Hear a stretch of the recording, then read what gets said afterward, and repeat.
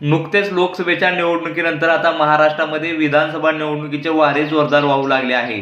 त्याचप्रमाणे सोलापूर जिल्ह्यातील पंढरपूर मंगळवेढा मतदारसंघात देखील चांगल्याच राजकीय घडामोडी घडत असून भाजपकडून विद्यमान आमदार समाधान आवताडे यांना संधी मिळणार असल्याचे बोलले जात आहे।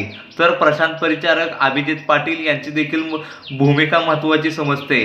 तसेच लोकसभेमध्ये प्रणिती शिंदे यांना 45,000चे लीड देणारे भगीरथ भालके हे देखील महाविकास आघाडीच्या माध्यमातून पंढरपूर मंगळवेढा मतदारसंघाची निवडणूक लढवणार आहेत। त्या अनुषंगाने भगीरथ भालके यांनी गाव भेटीवर जोर दिला असून कार्यकर्त्यांची मोर्चे बांधणीला सुरुवात केली आहे। त्यामुळे मागील सहकार शिरोमणीच्या निवडणुकीत काही दिवसापूर्वी चेअरमन कल्याण काळे यांनी भगीरथ भालकेंना आपल्याला आमदार करायचे आहे असे प्रतिपादन केले होते।